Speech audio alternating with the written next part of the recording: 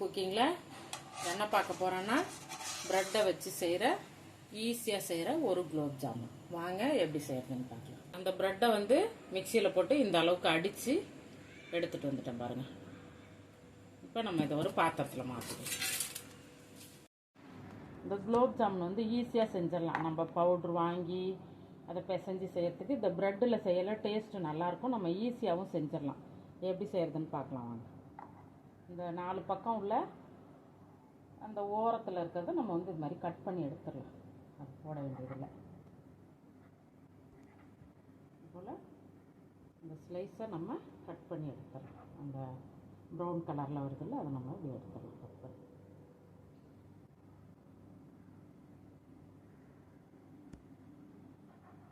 இந்த மாதிரி கட் பண்ணி இந்த ப்ரௌன் கலர் இல்லாமல் எடுத்துட்டு மிக்ஸி ஜாரில் நம்ம இதை வந்து பிச்சு போட்டுக்கலாம். இப்படி உங்களுக்கு எவ்வளோ தேவையோ அது மாதிரி செஞ்சுக்குங்க. நீங்கள் மிக்சியில் ஒரு ஓட்டி கொஞ்சம் பொடி பண்ணி எடுத்துகிட்டு வந்துடுறேன். நான் பால் ஊற்றி இந்த ப்ரெட்டு தூளை வந்து நம்ம பிசைஞ்சிக்கலாம். கொஞ்சம் கொஞ்சமாக சேர்த்துக்குங்க.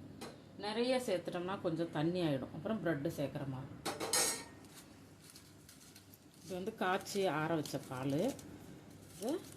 இதை சேர்த்து இன்னும் கொஞ்சமாக சேர்த்துக்கலாம்.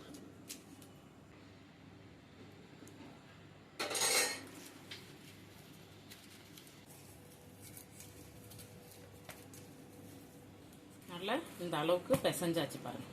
நம்ம உருண்டை பிடிக்கிற அளவுக்கு பிசைஞ்சாச்சு. இப்போ லேசாக கையில் எண்ணெய் தொட்டுட்டு இதை நம்ம உருட்டி வச்சிடலாம்.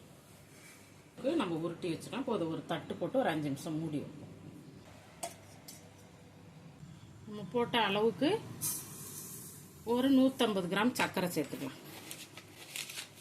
சின்ன ஸ்லைஸ் ப்ரெட் வந்து ஒரு 8 ஸ்லைஸ் சேர்த்துருக்கேன். அதுக்கு ஒரு 150 கிராம் சர்க்கரை. கொஞ்சமாக தண்ணி சேர்த்துக்கலாம்.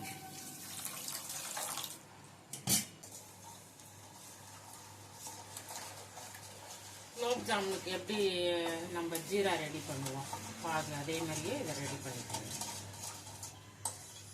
பாகு பதம்லாம் கிடையாது. கொஞ்சம் பிசுக்கு வந்தோன்னா நம்ம இதை இறக்கிடலாம்.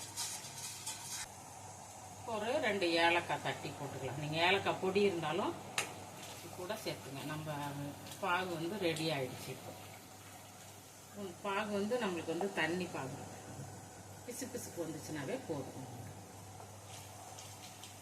இது இறக்கி வச்சோடனே கொஞ்சம் திக்காயிடும். நம்ம இப்போ இதை இறக்கிடுவோம். இந்த பாதாம் முந்திரியை வந்து ஒரு மிக்சியில் ஒரு அடி அடித்து நம்ம வச்சுக்கலாம். கடாயில் நம்ம கொஞ்சமாக அந்த மாவு பொரிக்கிற அளவுக்கு எண்ணெய் சேர்த்துக்கலாம்.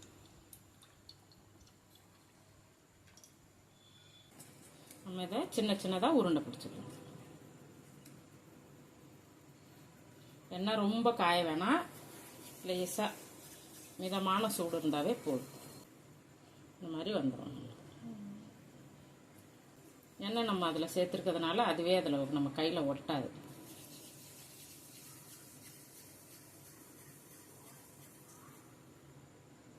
எண்ணெய் சூடாயிடுச்சு. நம்ம பிடிச்ச உருண்டையை அதில் போட்டுக்கலாம். 3 போட்டு அப்படி பொரிச்சு எடுத்து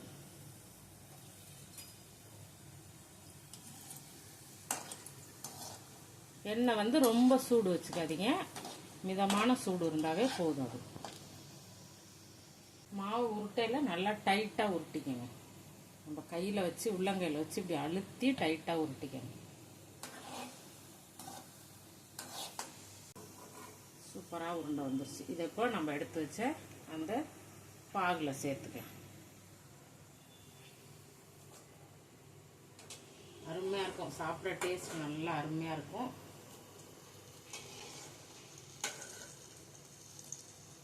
ஊறிடும், சீக்கிரம் ஊறிடும்.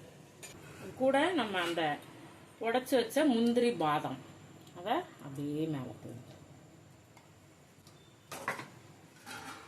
குலோப் ஜாமுனோட சேர்த்து சாப்பிடல நல்லாயிருக்கும். டேஸ்ட் வந்து உங்களோட குலோப் ஜாமுன் ரெடி ஆயிடுச்சு. நீங்களும் உங்கள் வீட்டில் செஞ்சு சாப்பிட்டு பார்த்துட்டு எப்படி இருக்குங்கிறத கமெண்டில் சொல்லுங்கள். வீடியோ பிடிச்சிருந்தா லைக் பண்ணுங்கள்.